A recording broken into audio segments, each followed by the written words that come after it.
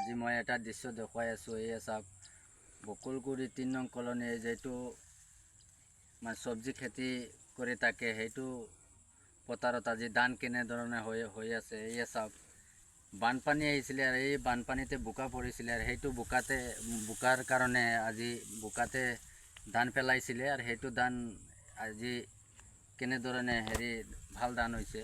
এয়া চাওক, আপোনালোকক পুৰা দৃশ্যটো দেখুৱাইছে। এয়া চাওক, এইটো হ'ল মাগনা খেতি। এইটোত কোনো খৰচ কৰা নাই। বোকা পৰিছিলে, বোকাত ধান পেলাইছিলে। এইটো ধান, সেই বোকাৰ পৰা ধানটো আজি কেনেধৰণে হৈছে। এয়া কিমান বিঘাত কিমান মন আহিব, এইটো গাইজ আপোনালোকে মতামত জনাব কমেণ্টত, আৰু বেছিকৈ শ্বেয়াৰ কৰিব, আৰু আমাৰ পেজটো অলপ ফ'ল' কৰি থাকিব। আৰু মই দৃশ্য দেখুৱাই যাম। আহক, এইয়া চাওক, ইমান ধান, আইজং ধান বুলি কয়। এইটো কিমান ধুনীয়া ধান হৈছে। এইয়া চাওক, মই দৃশ্যটো দেখুৱাই আছোঁ।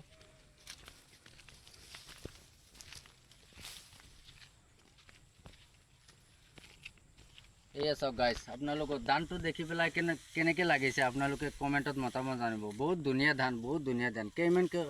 কেইমন আহিব বিঘাত, সেইটো আপোনালোকে মতামতটো জনাব। এইয়া চাওক দৃশ্যটো, আমিতো কৈ আছোঁ 30 মন 35 মন আহিব বুলি। চাওক, আপোনালোকে দৃশ্যটো দেখুৱাই আছোঁ পূৰা। কবাই দিয়ে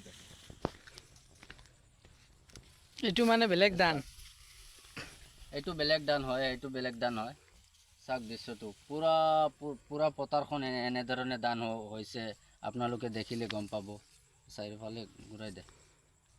এয়া চাওক, চাৰিওফালে ঘূৰাই গাঁও চাউল। এয়া কেনেধৰণে চাওক, পুৰা হাজাৰ বিঘাৰ কম নহ'ব এইটো পথাৰ। বানপানী আহিলে এইটো ফ্লাড হৈ যায়, এইটো ভৰি যায়। আৰু বানপানী গ'লেই বোকাৰ ওপৰত ধানকেইটা পেলায়।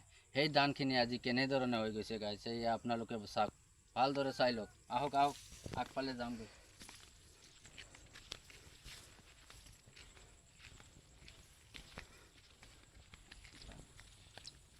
এইয়া চাওক গাইজ, বহুত ধুনীয়া ধান হৈছে।